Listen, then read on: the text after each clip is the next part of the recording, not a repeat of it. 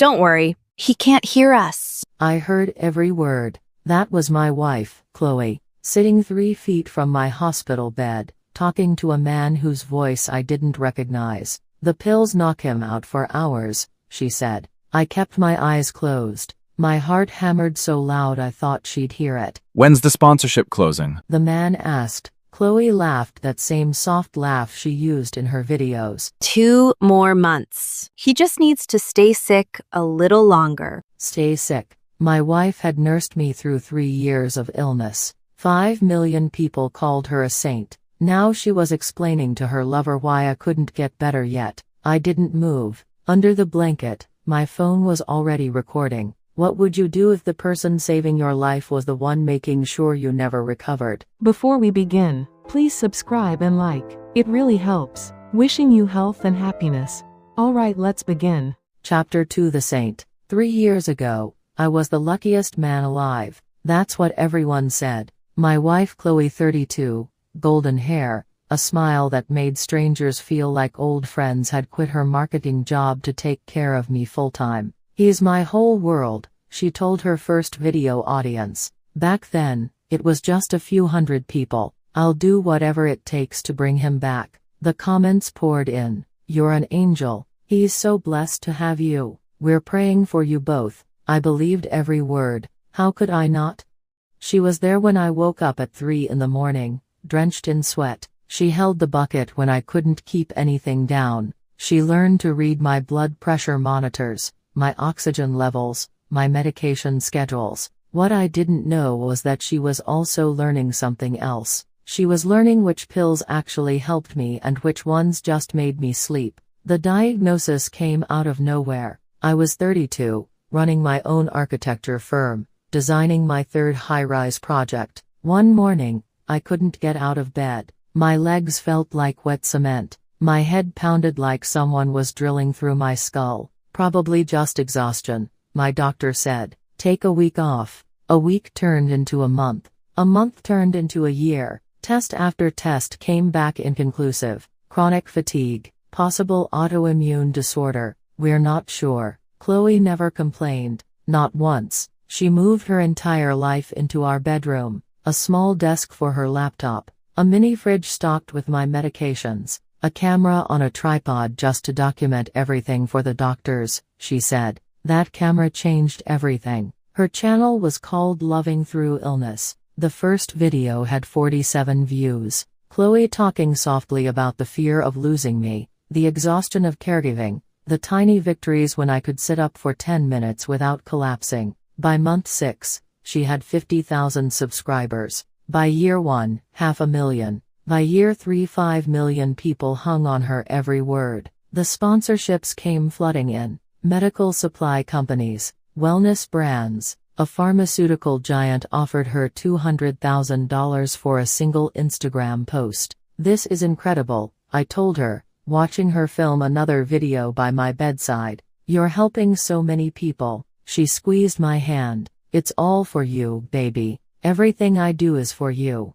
I cried that night. Grateful tears. Lucky tears. What a fool I was. The man in my hospital room, I figured out who he was 2 days after I started recording. Derek Vance, 38, Chloe's business manager for the past 18 months. I'd met him exactly twice. Both times, he shook my hand with a smile so wide it looked painful. Your wife is a warrior, he said. You're a lucky guy. Now I knew why his smile looked so forced. He wasn't just managing her business. He was planning their future, a future that required me to die. The life insurance policy alone is worth $3 million, I heard Chloe tell him on my second night of recording. Plus, the sympathy content after he passes? That's another 2 years of premium sponsorships, minimum. Derek laughed. The grieving widow era. Your audience will eat it up. My wife giggled, actually giggled, and said, I've already got the funeral outfit picked out. The green juice started on month 4 of my illness. It's a special blend, Chloe had explained, holding the glass to my lips. Spinach, celery, ginger, and some supplements my naturopath recommended. It'll boost your immune system. I drank it every morning for 3 years. 1,095 glasses of that bitter green liquid. 1,095 mornings of my wife smiling down at me, stroking my hair, telling me I was getting stronger. I wasn't getting stronger. The juice contained trace amounts of a compound that mimicked my symptoms, just enough to keep me bedridden, just enough to keep me dependent, just enough to keep her content machine running. I learned this from her own mouth. The naturopath figured out the exact dosage, she told Derek on night 5 of my recordings. Too much, and he'd actually die. We'd lose the revenue stream. Too little, and he'd recover. This keeps him right in the sweet spot. Sweet spot. I was my wife's sweet spot. That night, after they left, I lay in the darkness for 3 hours without moving. The heart monitor beeped. The fourth dripped. Somewhere down the hall, a nurse laughed at something. Normal sounds, hospital sounds, but nothing about my life was normal anymore. I thought about our wedding day, Chloe in white lace, tears streaming down her face as she said her vows, in sickness and in health, till death do us part. She meant it literally. She was going to love me in sickness, profitable sickness, until death parted us. My death, carefully scheduled, medically managed, content optimized. I reached for my phone under the blanket. 12 recordings saved, each one more damning than the last. But recordings weren't enough. I needed someone on the outside, someone Chloe hadn't bought, someone who would believe me when the rest of the world thought I was a drug-addled invalid married to an angel. I scrolled through my contacts until I found a name I hadn't called in 2 years. Marcus Chen, my college roommate, my best man, the only person who ever told me Chloe seemed off. I'd cut him out of my life for that comment. Now he was my only hope. My thumb hovered over the call button. 3 in the morning. He'd be asleep. I pressed it anyway. Chapter 3 The Believer. Marcus Chen picked up on the second ring. Ethan? His voice was thick with sleep but alert within seconds. What's wrong? Are you okay? I hadn't heard that voice in 2 years. Not since the argument. There's something off about her, man. The way she looks at you when you're not watching. It's like she's calculating something. I'd called him paranoid, jealous, told him to stay away from my wife. Now I was calling him at 3 in the morning from a hospital bed, about to tell him he was right all along. Marcus. My voice cracked. I need help. He showed up at 7 the next morning. Marcus Chen, 36, built like a linebacker who'd traded the field for a keyboard. He ran a cybersecurity firm now, the kind that Fortune 500 companies hired to find leaks before they became scandals. The nurses tried to stop him at the door. Chloe had left strict instructions: no visitors without her approval. I'm his brother, Marcus lied smoothly. Emergency family visit. Check your system. Chloe Cole approved it last night. I don't know what he did to their system. I don't want to know. But 2 minutes later, he was sitting beside my bed, looking at me like I was already a ghost. Jesus, Ethan. His jaw tightened. You look like death. That's the point. I told him everything. The conversations I'd recorded. The green juice. Derek. The life insurance policy. The sweet spot dosage. Marcus didn't interrupt. Didn't react. Just listened with that same intense focus he'd had since college, when he'd debug code for 18 hours straight without blinking. When I finished, he pulled out his phone and held it up. I'm going to need copies of those recordings. Already sent them to a burner email. The password is your dog's name, backwards, plus the year we graduated. For the first time in 3 years, I saw Marcus smile. There he is, the Ethan I remember. The plan came together over the next 2 weeks. Every morning, Chloe arrived at 8. She'd set up her ring light, position her camera, and film herself feeding me the green juice while soft piano music played in the background. Good morning, baby, she'd coo, the picture of devotion. I drank the juice, but I'd already learned to make myself vomit silently in the bathroom after she left. The nurses thought I was having stomach issues. They gave me privacy. That privacy saved my life. Marcus worked fast. Within 3 days, he'd traced the naturopath Chloe mentioned. A disgraced pharmacist named Glenn Howell who'd lost his license for selling controlled substances. He was getting paid $15,000 a month to supply Chloe's special blend. Within a week, Marcus had Derek Vance's entire digital footprint, bank accounts in the Caymans, a condo in Miami purchased 6 months ago in both his and Chloe's names, text messages planning trips they'd take after everything settles down. "After I die, you mean?" I said when Marcus showed me. His face was stone. "We're not going to let that happen." The hardest part was pretending. Every day, Chloe sat beside my bed and held my hand. She told me she loved me. She read me comments from her followers. "You two are relationship goals. She's a saint. Fight hard, Ethan." And I smiled, weakly, gratefully, the way a dying man smiles at his angel wife. "I don't know what I'd do without you," I whispered one morning. Chloe's eyes glistened with tears. Perfect, photogenic tears. "You'll never have to find out," she said. Behind her, the camera recorded everything. Behind me, my phone recorded everything too. 2 weeks into the plan, something unexpected happened. A nurse named Rosa Delgado pulled me aside during my physical therapy session. Rosa was 53, had worked this ward for 22 years, and had a bullshit detector sharper than a scalpel. "Mr. Cole," she kept her voice low, guiding me through arm exercises while pretending to check my vitals. "I'm going to ask you something, and I need you to be honest." I tensed. Had Chloe gotten to her too? "Are you afraid of your wife?" The question hit me like a truck. I looked at Rosa, really looked at her. Tired eyes that had seen too much. Hands that had held dying patients and grieving families. A face that wasn't asking because she was curious. She was asking because she already knew. "Why?"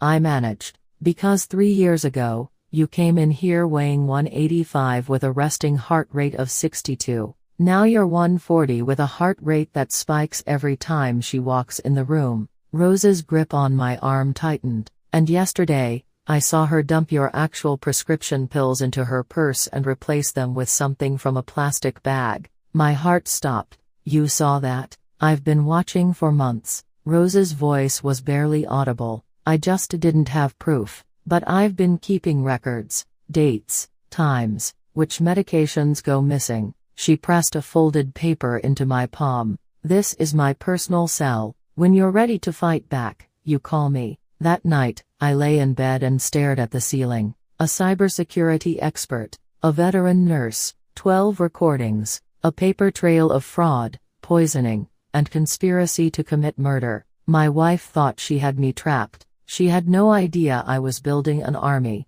Chapter 4: The Performance. Chloe's biggest video dropped on a Tuesday. 1000 Days of Love, Our Journey Through Illness. I watched it on my phone, hidden under the blanket, while she was downstairs doing a press interview. The video opened with soft guitar music and a montage of our wedding photos. Young Ethan, healthy Ethan, the Ethan who used to run marathons and design skyscrapers. Then the transition, dramatic, slow-motion shots of me in the hospital bed. Pale, thin, tubes everywhere. 1000 days ago, my husband got sick, Chloe's voiceover began. 1000 days ago, our life changed forever. The video was 17 minutes long. 17 minutes of carefully edited footage showing Chloe feeding me, bathing me, holding my hand during bad nights. Clips of her crying in the hospital hallway, mascara running, looking beautiful even in her grief.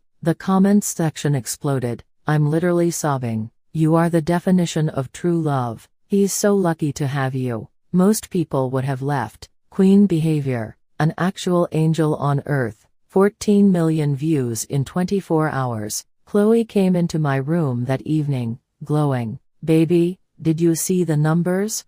She actually bounced on her heels. 14 million.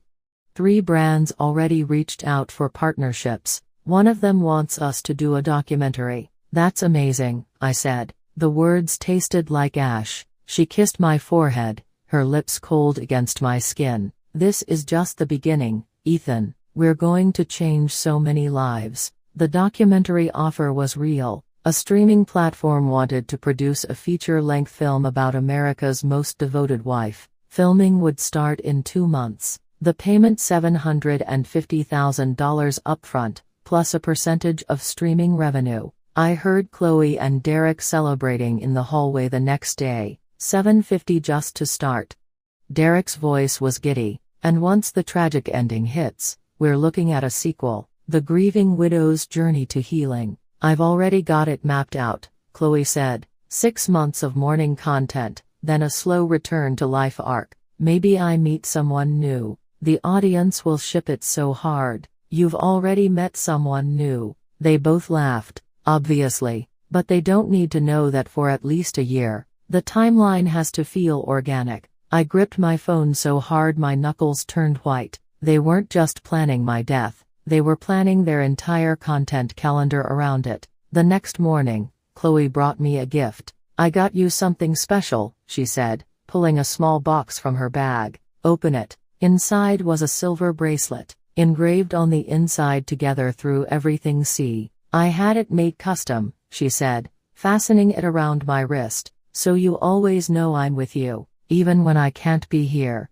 I looked at the bracelet, looked at my wife. Looked at the camera she'd already positioned to capture this moment. I love it, I said. I love you. I love you more. She kissed me softly, angling her face toward the lens. Always. That night, Marcus sent me a message. Glenn Howell agreed to testify. We have him on tape admitting to the compound formula. He'll flip on Chloe to save himself. I read the message 3 times. Then I typed back, what about Derek? Still working on it. He's got lawyers. But I found something else. A file appeared. I opened it. Bank statements from an account in Chloe's maiden name. Deposits totaling $4.2 million over 3 years. Every single deposit lined up with her major sponsorship deals. But there was another pattern. Every 3 months, a withdrawal of exactly $50,000 sent to an offshore account in the Caymans. The same account Derek used for his Miami condo.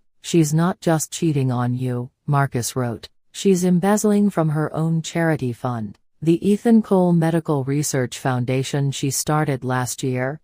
$200,000 is missing. Donor money. I stared at the screen. My wife had created a charity in my name and was stealing from it. Rosa came by during her night shift. She didn't say much. Just handed me a thick folder and squeezed my shoulder. Everything I've documented, she whispered. 3 years of records, medication discrepancies, your real lab results versus what she tells the doctors she's giving you. I opened the folder, page after page of meticulous notes, dates, times, observations, a nurse's handwriting, careful and precise. At the bottom of the last page, Rosa had written, Mr. Cole, I became a nurse to save lives. I will not let that woman take yours. I looked up at her. Why?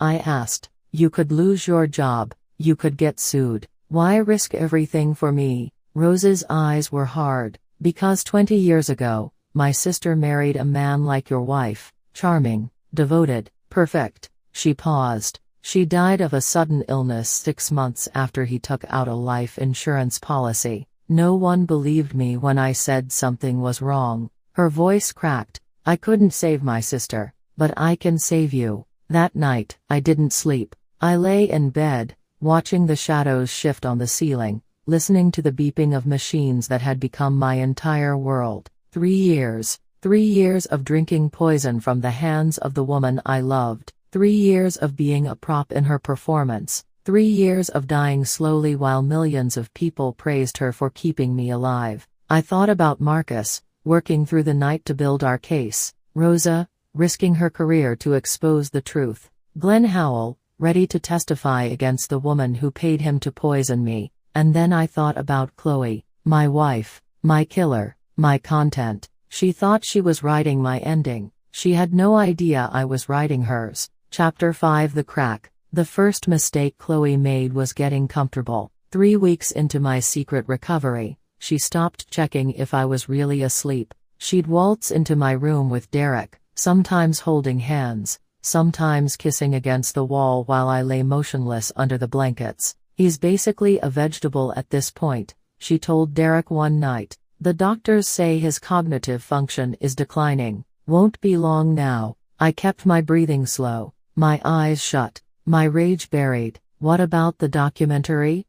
Derek asked. They want a timeline. I told them 6 to 8 weeks for the final chapter. Chloe's voice was casual, like she was scheduling a haircut. Glenn's increasing the dosage. Should speed things up. Derek made a satisfied noise. About time. I'm tired of sneaking around. Soon, baby. I heard them kiss. Very soon. The increased dosage arrived the next morning. The green juice looked the same, smelled the same, but Rosa had warned me she'd seen Glenn deliver a new batch the day before. Chloe held the glass to my lips, her face full of rehearsed concern. Drink up, baby. This batch has extra nutrients. You'll feel so much better. I looked at the juice. I looked at my wife, and for the first time in 3 years, I refused. I'm not thirsty. Chloe's smile flickered, just for a second, then it snapped back into place. Ethan, honey, you need to drink this.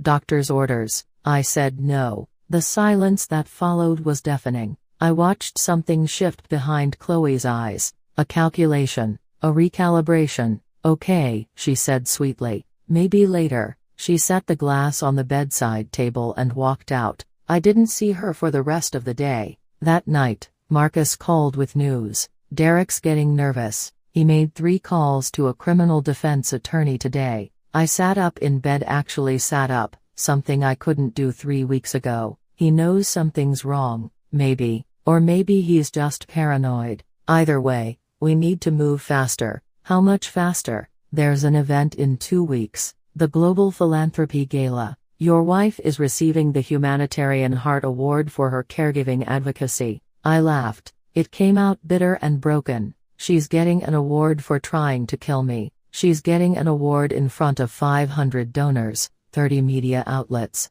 and a live-streamed audience of 2 million people. Marcus paused. That's our stage. The next week was a chess game played in whispers and glances. Chloe grew suspicious. She started checking my pill bottles more frequently, counting the tablets, noting the levels of the green juice. You barely touched your drink this morning, she said one afternoon, her voice light but her eyes sharp. Stomach's been off, I said. Rosa thinks it might be a bug. Rosa. Chloe's smile tightened. That nurse seems very attentive.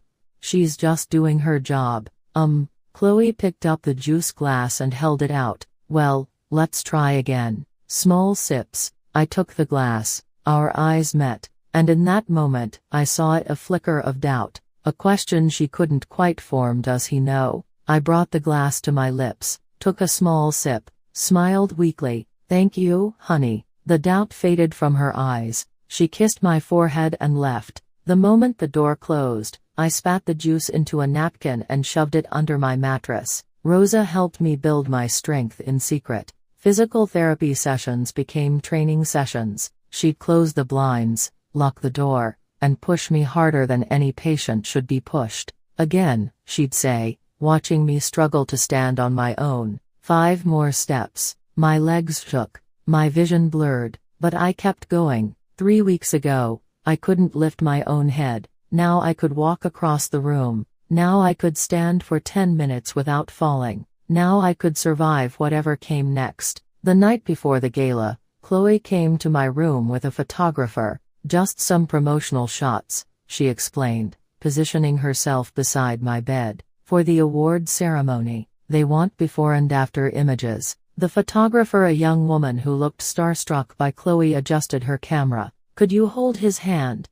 Maybe look at him with that expression. You know, the loving one from the videos. Chloe reached for my hand. Her fingers were cold. Like this. Perfect. Now, Ethan, could you look at her? Maybe try to smile? I turned my head toward my wife. 3 years of poison. 3 years of lies. 3 years of being her dying prop. I smiled. The camera flashed. Beautiful, the photographer said. Absolutely beautiful. After everyone left, I lay in the darkness and let myself feel it. The rage. The grief. The betrayal. I thought about the man I used to be. The architect who built towers, who ran marathons, who believed his wife when she said she'd love him in sickness and in health. That man was gone, but something else had taken his place. Something harder, something sharper, something that had learned to survive in silence, to plan in shadows, to turn weakness into weapon. Tomorrow, my wife would stand on stage and accept an award for being a saint. Tomorrow, 500 people would applaud her. Tomorrow, 2 million viewers would watch her cry her beautiful, photogenic tears.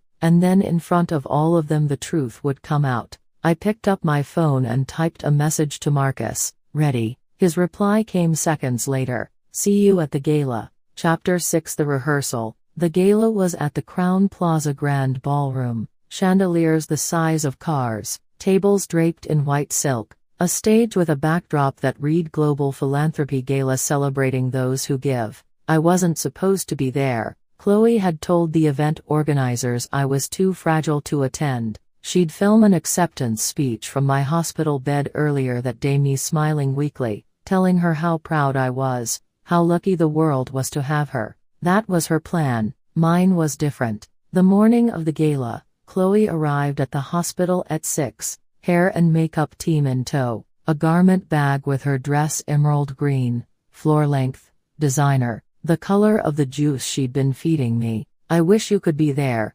baby, she said, smoothing my hair while the camera rolled. But the doctors say it's too risky. I nodded weakly. I understand. I'll be thinking of you the whole time. She leaned in close, her lips brushing my ear. I'll make you proud. You always do. She pulled back, tears glistening, real tears, I realized. Tears of excitement, tears of victory. She thought she'd already won. The moment Chloe left for the venue, Marcus walked in. Behind him Rosa, carrying a garment bag of her own. You've got 2 hours, Marcus said. Can you do this? I swung my legs over the side of the bed. My muscles screamed. My vision swam. But I stood up. On my own. For the first time in 3 years. I can do this. Getting out of the hospital was the easy part. Rosa had accidentally entered the wrong discharge code into the system, creating a paperwork mess that would take hours to untangle. By the time anyone noticed I was gone, I'd be on stage. The hard part was walking. Marcus had arranged a wheelchair for the entrance, but I refused. She needs to see me standing, I said, gripping his arm for support. She needs to see that I survived. We drove to the Crown Plaza in silence. The city lights blurred past the window. Somewhere out there, my wife was practicing her speech, rehearsing her tears, preparing to accept an award for loving me to death. I thought about the silver bracelet still on my wrist. Together through everything, I was about to show her what everything really meant. The ballroom was packed. 500 donors in black tie and evening gowns. Camera crews from 3 networks. A live feed already streaming to millions. Marcus and I entered through a service door. Rosa had arranged credentials, medical support staff that got us past security. From the shadows behind the stage,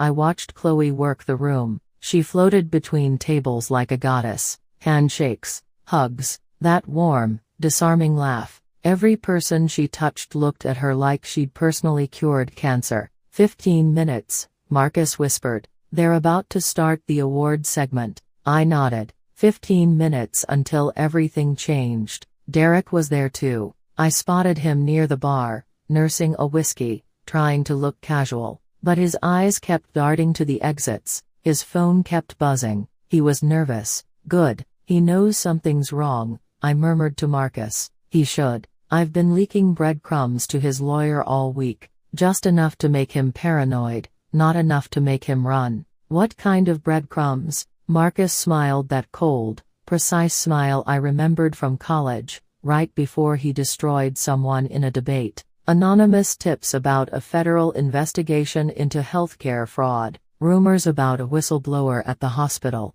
Nothing specific, just enough to keep him awake at night. I watched Derek check his phone again. His hand was shaking. The lights dimmed. A spotlight hit the stage as the host, a silver-haired news anchor, took the microphone. Ladies and gentlemen, welcome to the 32nd Annual Global Philanthropy Gala. Applause rippled through the ballroom. Tonight, we honor individuals who embody the spirit of selfless giving, people who sacrifice their own comfort to lift others up. I gripped the edge of a supply cart to steady myself. Our first award is the Humanitarian Heart Award, given to someone whose dedication to their loved ones has inspired millions around the world. The screen behind the stage lit up with images. Chloe and me at our wedding. Chloe feeding me in the hospital. Chloe crying on camera, mascara running, looking beautiful even in her grief. Please welcome, Chloe Cole. The ballroom erupted. 500 people rose to their feet,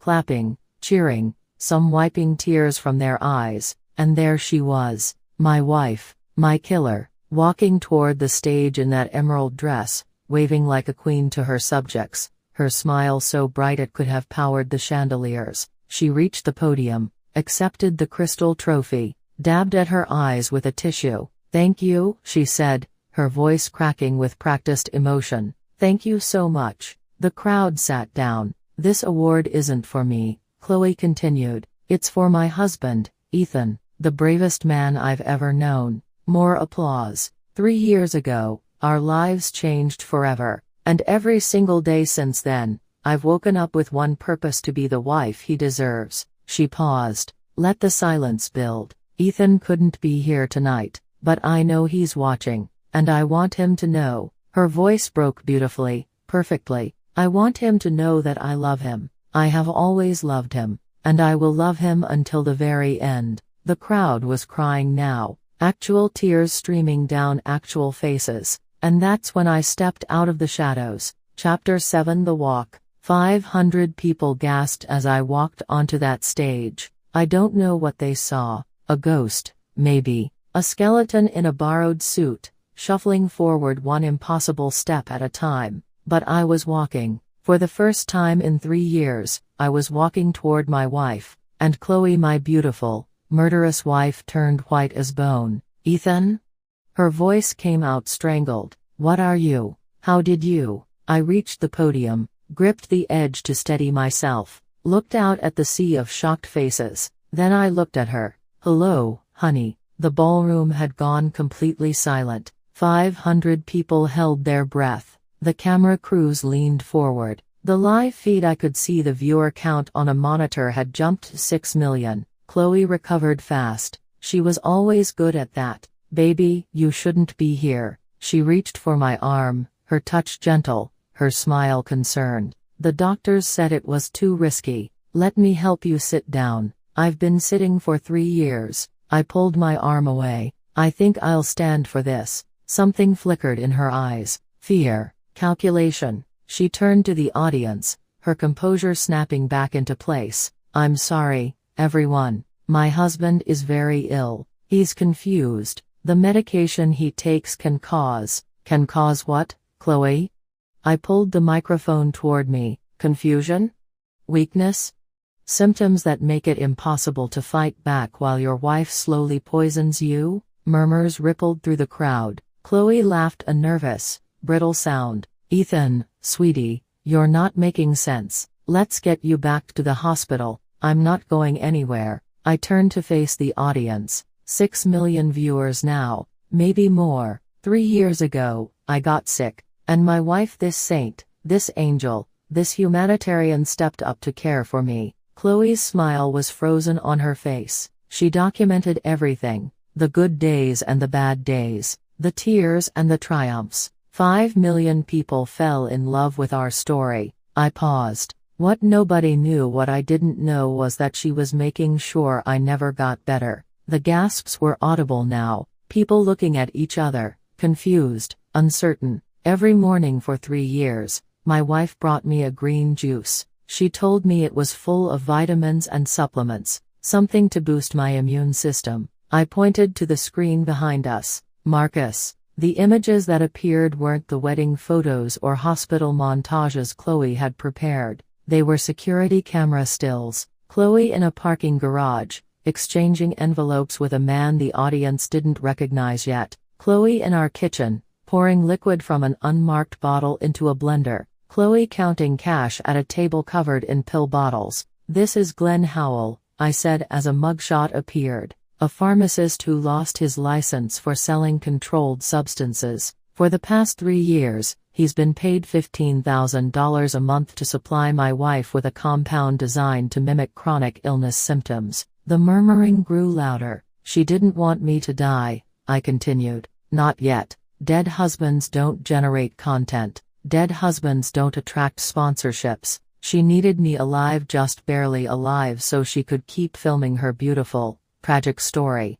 Chloe stepped toward me, her mask finally cracking. Ethan, stop. You don't know what you're. I know exactly what I'm doing. I pulled out my phone. I've spent the last month recording your conversations with Derek Vance. At the mention of Derek's name, heads swiveled toward the bar. But Derek was already gone. I saw Marcus blocking the exit, 2 security guards beside him. Would you like to hear what your wife really sounds like when she thinks I'm asleep? I pressed play. Chloe's voice filled the ballroom, crystal clear through the speaker system. The pills knock him out for hours. Then Derek wins the sponsorship closing. And Chloe, laughing, 2 more months. He just needs to stay sick a little longer. The audience erupted, people shouting, crying, some standing up, pointing at Chloe, others pulling out their phones to record. But I wasn't done. There's more, I said, my voice cutting through the chaos. Would you like to hear about the life insurance policy?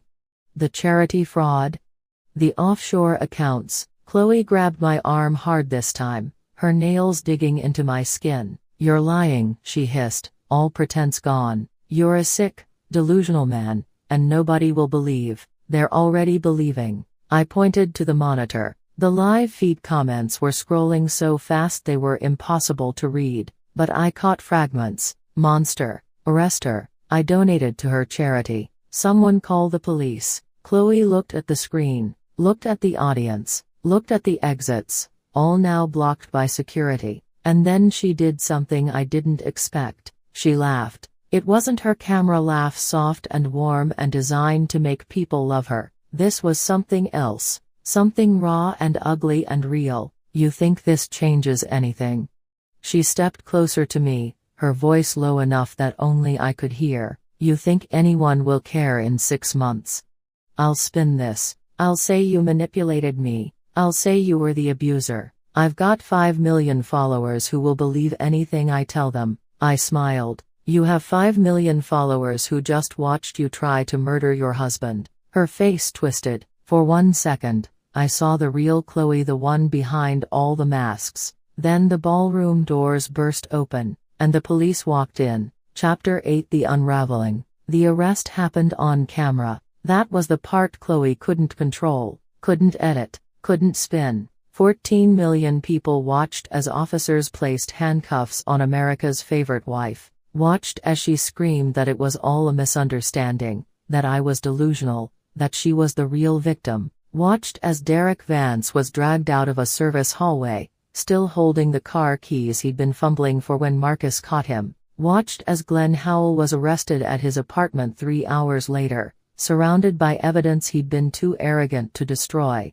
By midnight, the story was everywhere. CNN, Fox, BBC, every major newspaper, every news site, every social media platform on Earth. America's angel arrested for attempted murder. Influencer accused of poisoning husband for content. The worst betrayal in YouTube history. I watched it all from a real hospital room, not the prison Chloe had kept me in, but a genuine medical facility where doctors were finally giving me the treatment I actually needed. Rosa sat beside me, scrolling through headlines on her phone. The charity investigation just started, she said. They're saying she diverted at least $300,000 to personal accounts. What about Derek? Singing like a canary. He's trying to cut a deal by giving up everything he knows. I nodded slowly. Good. Let them all burn. The next few weeks were a blur. Detoxification, real medication, physical therapy that actually helped instead of maintaining my decline. I gained 12 pounds in the first month. My color returned. My hands stopped shaking. But the strangest thing wasn't the physical recovery. It was the silence. For 3 years, I'd woken up every morning to Chloe's voice, her camera clicks, her staged affection. Now I woke up alone, and it was the most peaceful feeling in the world. Marcus visited every day. He'd sit in the chair by my window, the same chair Chloe used to occupy, and update me on the case. Glenn took the plea deal, he said one afternoon. 15 years, with possibility of parole in 7. And Chloe? Marcus's jaw tightened. Her lawyers are pushing an insanity defense, saying she had some kind of psychological break. I laughed a real laugh, the first one in years. She's the sanest person I've ever met. Every single thing she did was calculated. The prosecution agrees. They've got her bank records, her text messages, her search history. Marcus shook his head. Did you know she Googled how long can someone survive on reduced medication 2 years ago? I didn't know, but I wasn't surprised. The trial date was set for 6 months out. In the meantime, I had to rebuild a life I barely remembered. My architecture firm was gone. I'd signed it over to Chloe during a bad spell that I now realized she deliberately induced. My savings were depleted. Most of our mutual friends had sided with her during my illness, and none of them had reached out since the arrest. But some things couldn't be taken. My name, my truth, my ability to stand on my own 2 feet. I started walking every day, first around the hospital floor, then around the block, then through the park where Chloe and I used to have picnics, back when I thought she loved me. Each step was a middle finger to every lie she'd told. One morning, a package arrived at my room, no return address, inside a USB drive and a handwritten note. Mr. Cole, I found these on Chloe's cloud backup. Thought you should see them before the trial. A friend. I plugged the drive into my laptop. Hundreds of files, videos, documents, spreadsheets, but one folder made my blood run cold. It was labeled Ethan Final Months. Inside were drafts, scripts, storyboards. My wife had planned my death like a content creator plans a product launch. There were notes on ideal timing, autumn was best for emotional resonance, mood boards for her grieving widow wardrobe, draft captions for posts she'd write after my funeral, and at the bottom of the folder, a video file dated 3 weeks before my escape. I pressed play. Chloe sat in our living room, facing the camera, makeup perfect, smile radiant. Hey, loves, she said. I have some news. It's hard to say this. She paused, wiped an imaginary tear. We lost him, my sweet Ethan. He's finally at peace. The video continued for 4 more minutes. 4 minutes of rehearsed grief, practiced pauses, strategic camera angles. She had filmed my death announcement before I died. She had practiced mourning me while I was still breathing. That night, I sat in the darkness and let it wash over me. The rage, the disgust, the bottomless sadness of knowing I had loved someone capable of this. I thought about the man I was before, the trusting, optimistic architect who believed in happy endings. That man was dead. Chloe had killed him long before the poison started working, but someone else had survived. Someone harder. Someone who knew the truth about love and lies and the monsters who wear human faces. I picked up my phone and called the district attorney's office. I have new evidence, I said. Send someone to pick it up. Chapter 9. The verdict. The courtroom was standing room only. Every major network had sent correspondents. Journalists packed the gallery like sardines. Outside, a crowd had gathered, some holding signs that said "Justice for Ethan," others holding signs I couldn't read through the tinted windows. I sat in the front row, behind the prosecution. Across the aisle, Chloe's supporters sat in silence. There weren't many left. Most of her 5 million followers had abandoned her within hours of the gala. The ones who stayed were the conspiracy theorists, the contrarians, the people who believed everything was a hoax. They'd believe anything except the truth. The trial had lasted 3 weeks. Witness after witness had taken the stand to dismantle the myth of Chloe Cole. Glenn Howell described, in clinical detail, the compound he'd created, how it mimicked chronic fatigue symptoms, how he'd adjusted the dosage every few months to keep me stable. She wanted him tired, Glenn said, unable to meet my eyes, confused, dependent, but not dead. Dead doesn't generate revenue. Derek Vance testified next, his expensive lawyers having negotiated his cooperation for a reduced sentence. "She had it all planned," he said. "The documentary was supposed to be the final act, film his last months, capture the death on camera, then ride the sympathy wave for years. And your role?" the prosecutor asked. Derek swallowed. "I was going to marry her after. We'd wait a respectable amount of time, 18 months, she said, then go public. The love story that grew from tragedy." The jury looked sick. Rosa took the stand on day 8. She'd worn her nurse's uniform, the same one she'd worn every day for 22 years. Her voice was steady, her eyes clear. "I knew something was wrong within the first 6 months, she said. His symptoms didn't match his test results. His recovery should have been straightforward. But every time he started improving, something would set him back. And when did you realize the cause?" "When I saw Mrs. Cole swap his real medication with pills from her purse." Rosa's voice hardened. "I started keeping records that day." She handed a thick binder to the prosecution. 3 years of meticulous documentation. Every missed dose, every suspicious visitor, every time my vitals crashed after one of Chloe's health drinks.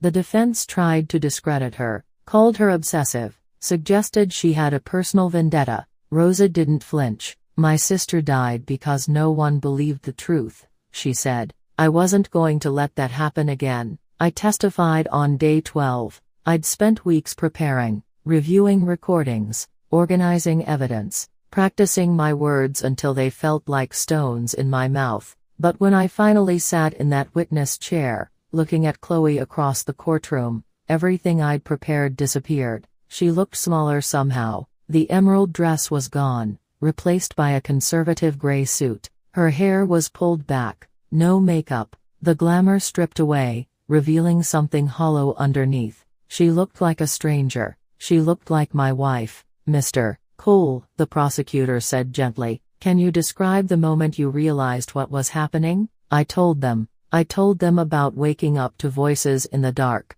about the recordings, about the green juice and the pill swaps and the sweet spot dosage. I told them about the video, the death announcement she'd filmed while I was still alive. When they played it for the jury, 2 of them started crying. Chloe just stared at the screen, expressionless, like she was watching someone else's life fall apart. The defense's closing argument was desperate. Mental illness, undiagnosed personality disorder, a woman pushed to the breaking point by the stress of caregiving. "Chloe Cole is not a monster," her lawyer insisted. "She is a victim of her own success, trapped in a role she couldn't escape." The prosecution's response was simple. They showed the jury Chloe's search history, slow-acting poison that mimics illness, life insurance payout after spousal death, how to delete browser history permanently. They showed the bank records, the offshore accounts, the charity fraud. They showed the storyboards. And then the prosecutor turned to the jury and said, "This woman didn't snap. She planned. For 3 years, she deliberately poisoned her husband, stole from donors, and prepared to profit from his death.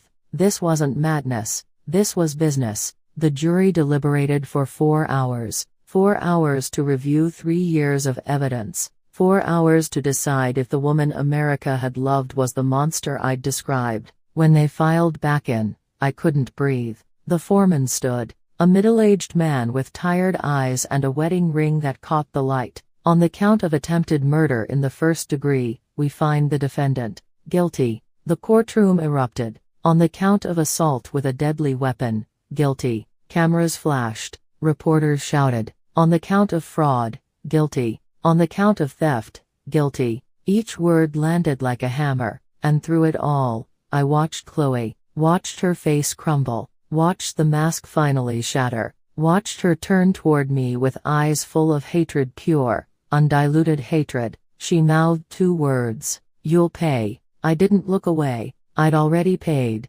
3 years of my life, my health, my ability to trust. This was just the receipt. The sentencing came 2 weeks later. 25 years to life. No possibility of parole for 15 years. Glenn Howell got 12 years. Derek Vance got 8. As the bailiffs led Chloe out of the courtroom, she passed within 3 feet of me, close enough to touch, close enough to kill. She stopped, looked at me with those beautiful, empty eyes. "I made you famous," she whispered. "Remember that?" I leaned in close. "No," I said, "you made yourself infamous. I'm just the one who survived." They took her away, and for the first time in 3 years, I could breathe.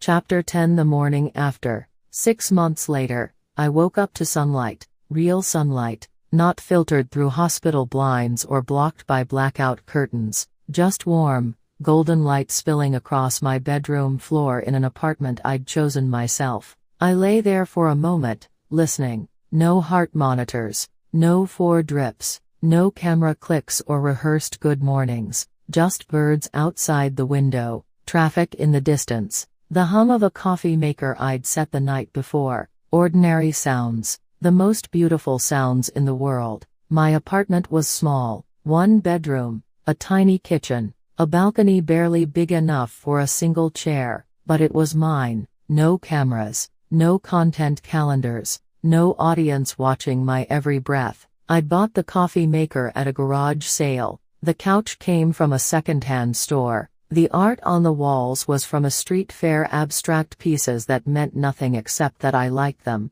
I was rebuilding from scratch, and I'd never felt richer. Rosa had retired from nursing. She'd become something of a celebrity herself after the trial interviews, book deals, speaking requests. She turned most of them down. I didn't do it for fame, she told me over coffee one morning. I did it because it was right. We met once a week now, 2 survivors sharing pancakes and silence. She never asked how I was doing. She never needed to. She just showed up, and that was enough. Marcus had gone back to his firm, but we talked every few days. He'd sent me an article that morning, another follow-up piece on the Cole case. Chloe Cole appeals denied, will serve full sentence. Former influencer's latest attempt to overturn conviction rejected by appeals court. Legal experts say she has exhausted all options. I read it twice, then I closed my laptop and made breakfast. The green juice had been replaced.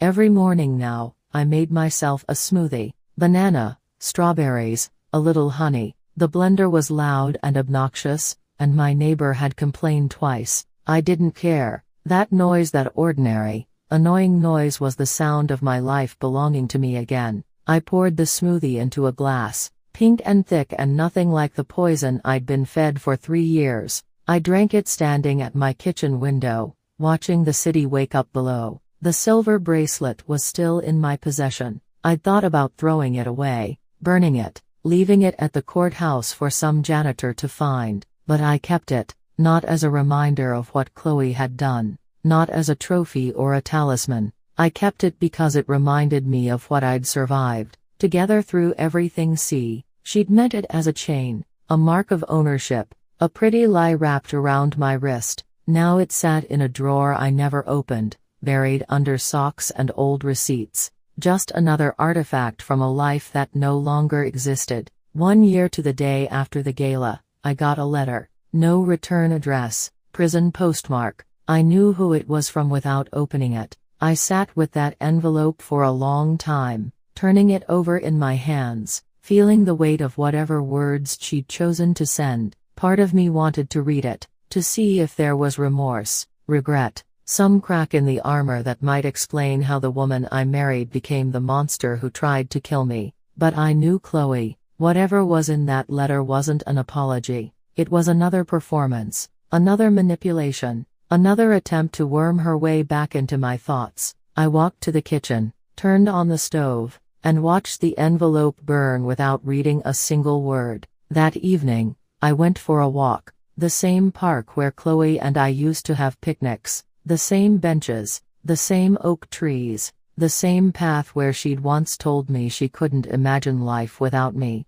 I walked the entire loop, slowly, deliberately, feeling my muscles work, my lungs fill, my heart beat steady and strong. A year ago, I couldn't stand without help. Now I was walking 3 miles a day. Now I was designing again, small projects, nothing like the skyscrapers I used to build, but real work that paid real money. Now I was alive. not the half-life Chloe had kept me in, not the dying performance she'd broadcast to millions. Actually, genuinely, completely alive. I stopped at a bench near the pond, sat down, watched the ducks glide across the water. An old woman sat at the other end of the bench, tossing breadcrumbs. She glanced at me, smiled, went back to her ducks. She didn't recognize me. A year ago, my face had been everywhere. The dying husband, the survivor, the man who'd exposed America's angel. Now I was just another guy on a park bench, anonymous, ordinary, free. The sun was setting by the time I got home. I made dinner pasta, nothing fancy, and ate it at my kitchen table, alone, not lonely. There's a difference. Lonely is wanting someone there. Alone is choosing the silence, choosing the peace, choosing a life that belongs to no one but yourself. After dinner, I washed my dishes, wiped down the counter, set the coffee maker for tomorrow morning. Small rituals, ordinary rituals, the rituals of a man who had survived the unsurvivable. Before bed, I stepped onto my tiny balcony, the city spread out below me, lights flickering on, lives being lived, a million stories I'd never know. I thought about Chloe in her cell, Derek in his, Glenn counting down the years until parole. They would spend decades paying for what they'd done, and I would spend those same decades doing something better, living, not for content, not for cameras, not for anyone's approval but my own, just living. I took one long breath of night air, then I went inside, turned off the lights, and slept the deep, dreamless sleep of a free man. Thanks for listening. I hope this gave your heart a quiet moment to rest. See you next time.